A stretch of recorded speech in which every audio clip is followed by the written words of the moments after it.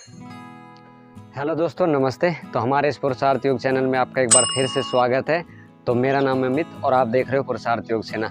देखो, हमारे माता पिता ही हमारे शत्रु बन जाते हैं। कब बन जाते हैं, ये बात हमारे शास्त्रों के अंदर बहुत अच्छे से लिखी गई है और मैं आपको श्लोक के रूप में बता देता हूँ। माता शत्रु पिता वैरी, ये न बालो न पाठित, न शोभते सभा मध्य, हंसो मध्य बको यथा। यार, ये बात क्यों लिखी आचार्य चाणक्य ने? इसके पीछे भी कोई ना कोई तो रीजन होगा। वो कह रहे हैं कि हमारे माता पिता ही हमारे शत्रु होते हैं। इस बात को सुन करके आपको ऐसा लगेगा आचार्य चाणक्य गलत बोल रहे हैं। हमारे माता पिता से तो हमारे हमेशा ही हितैषी होते, हमारा भला चाहते हैं कि हमारे लिए पता नहीं क्या क्या काम करने के लिए वो तत्पर हो जाते। फिर ये बात उन्होंने क्यों लिखी है? इसके पीछे भी कोई ना कोई रीजन था। तो आचार्य चाणक्य ने कहा कि माता शत्रु, हमारी माता शत्रु बन जाती है और पिता वैरी बन जाता है। कब बन जाता है? वीडियो को आपको पूरा देखना और समझना। मैं इस वीडियो के माध्यम से आपको मैं बताऊंगा इस श्लोक के माध्यम से क्या क्या। देखो, हम ये चाहते हैं कि हम अपने बच्चों को बहुत उच्च स्तर पर देखना चाहते हैं, बहुत ऊंचा उठता हुआ देखना चाहते हैं, लेकिन हम उसके लायक तो काम करते नहीं है, है ना। छोटी छोटी आजकल बहनें हैं, भाई है, छोटे छोटे बच्चे हैं। मैं जब भी बाहर निकल के देखता हूँ तो कोई कूड़ा उठा रहा है, कोई कुछ कर रहा है, कोई कुछ, मतलब कि बहुत सारे ऐसे छोटे छोटे बच्चे हैं जो ढाबों के ऊपर काम करते हैं, जो दुकानों के ऊपर काम करते हैं। उनकी उम्र, उनको ये भी नहीं पता कि उनको करना क्या है जीवन में। उनको छोटा सा ये बात भी नहीं पता कि उनका जीवन अभी बचपन है या फिर बड़ा, मतलब उनको इतनी समझ भी नहीं है। उनको उठा करके ढाबे के ऊपर, जॉब्स के ऊपर लगा देते हैं, फिर गलियों में घूमने के लिए छोड़ देते हैं। मतलब उनका जीवन इतना बेहतर बदतर हो जाता है। और कुछ तबके के लोग तो ऐसे मैंने देखे हैं कि वो अपने बच्चों को जन्म से होते ही मजदूरी में लगाते हैं। उनको पता है कि इन बच्चों का तो कुछ होना नहीं है, इसलिए मजदूरी में लगा देते हैं। तो जो बच्चा जन्म से ही मजदूरी करेगा तो बड़ी उम्र में भी तो मजदूरी ही करेगा ना मेरे भाई। आप सोच करके जरा देखो तो ये गाँव के अंदर, ये समाज के अंदर बहुत गलत चीज घटती है। ये चीजें नहीं होनी चाहिए। मैं ये कहता हूँ, जिस बच्चे का जिस चीज के अंदर इंटरेस्ट होता है ना, उस बच्चे को उसी चीज में आपको लगाना चाहिए। लड़की की इच्छा नहीं है कि गाँव घर के अंदर वो रह करके बर्तनों को साफ करे, झाड़ू लगाए। उसकी इच्छा है कि वो पढ़े। हाँ, अगर लड़की सही है तो पढ़े, लेकिन उसके माता पिता उसको सपोर्ट ही नहीं करते। उसको तो सोचा कि भाई इसकी शादी करके इसको यहीं बैठाना या फिर इसको मायके भेज देना। बोझ समझा जाता है लड़कियों को।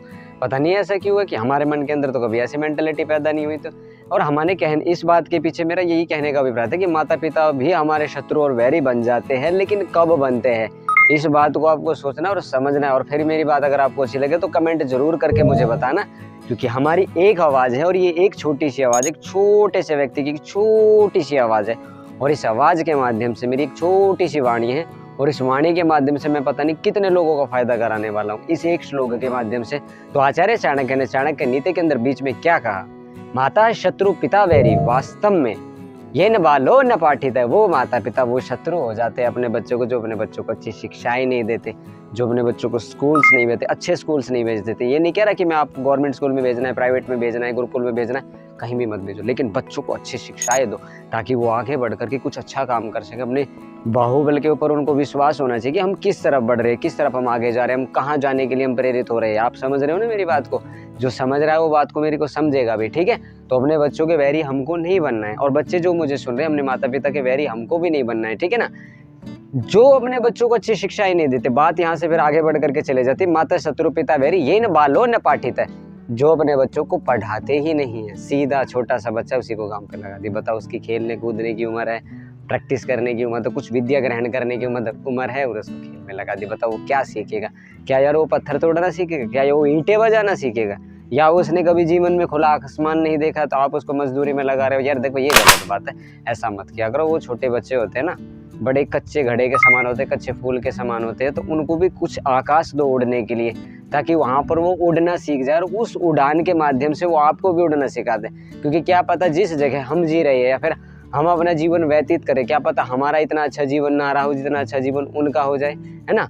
तो अपने बच्चों को देखो शिक्षाएं दो। विद्या ददाति विनयम तम सोमा ज्योतिर्गम्यम। हमारे शास्त्र कहते विद्या विनय को लेकर के आते, विद्या मार्गदर्शन करती है, विद्या हमको अज्ञान से मुक्त करती है। और विद्या के बिना मनुष्य पशु के समान होता है, और पशुओं की श्रेणी में हमें अपने बच्चों को नहीं रखना। जो माता पिता अपने बच्चों का अच्छा शिक्षण चाहते हैं और अच्छा उनके बारे में सोचते हैं, तो वो अपने बच्चों को अच्छी शिक्षाएं देंगे, उनको स्कूल में भेजेंगे, और उनको स्कूल में भी अच्छे टीचर के पास, अच्छे आचार्य के पास, अच्छे एक मतलब कि रिस्पेक्टेड, एक ऐसे जिसके ऊपर विश्वास होता है उसके पास उसको पढ़ाएंगे, या फिर खुद अगर इतने निपुण है तो उसको पढ़ाएंगे और उसको अच्छी शिक्षाएं देंगे। मेरा छोटा सा एक आपसे यही अनुरोध और चाणक्य नीति के माध्यम से मैं बार बार आह्वान करता रहता हूँ। देखो भाई, हमसे जितना सहयोग बनता है ना, कि आज मुझसे लगभग कम से कम 30 से 40 बच्चे ऐसे डायरेक्टली जुड़े हुए हैं जिनको मैं एजुकेट करता हूँ, जिनको मैं पढ़ाता हूँ या फिर उनको कुछ चीज़ें सिखाता हूँ, चाहे वो योग से रिलेटेड हो, चाहे वो पढ़ाई से रिलेटेड हो, चाहे वो किसी भी काम को करता है, लेकिन जब तक हम उनके साथ है ना तो उनको एक विश्वास होता है कि भाई ये बंदा हमारे लिए कुछ करने के लिए आगे तत्पर होता है, तब जा करके आपके ऊपर हो। नहीं तो शास्त्र की न सोबते सभा मध्य हंसो बद्धो मकोया था। तो कहते कि जैसे बुगले की सभा में ना हंसों की सभा में बुगले का सम्मान नहीं होता ना, ऐसे आपके बच्चों का भी कभी भी समझदारों की सभा में सम्मान नहीं होगा। वो वहाँ पर रखे जाएंगे जहाँ बिल्कुल नीच कैटेगरी की, नीच कोटि के अंदर उनको रखा जाएगा अगर आपने उनको विद्या नहीं पढ़ाई। मेरी बहुत बड़ी चेतावनी है ये, अपने बच्चों को शिक्षा दो, अपने बच्चों को पढ़ाओ मेरे भाइयों, घर पर मत बैठाओ, छुट्टी मत कराओ उनकी। टीचर चाहे कोई कैसा भी है, लेकिन वो हमेशा हित की बात सोचेगा। आप चाहे कैसे भी अपने बच्चों के प्रति, आप भी अपने बच्चों की हित की बात सोचते हैं, और हम भी आपके बच्चों की हित के बारे में ही सोच करके इतने दिनों से प्रयास कर रहे हैं। वास्तव में रियलिटीज यही है। अगर हमको भगवान ने कोई दिमाग दिया है, कोई बुद्धि दी है, कुछ काम करने के लिए नॉलेज दी है, तो आपके लिए दी है। क्यों? क्योंकि ये बुद्धि मेरी है तो मेरे तो काम आएगी, जब तो आपके काम आएगी ना, है ना। ये बात भी है। तो जैसे हंसों की सभा लगती है और बुगले को कोई सम्मान नहीं मिलता, ऐसे ही विद्याहीन मनुष्य को कोई भी सम्मान प्राप्त नहीं होता। वो पशु की भांति पूरा जीवन अपना एक खोर के ऊपर काट देता है, और जीवन जब उसका कट जाता है, नरक के भांति हो जाता है, तो कोई उसका सहारा नहीं बनता।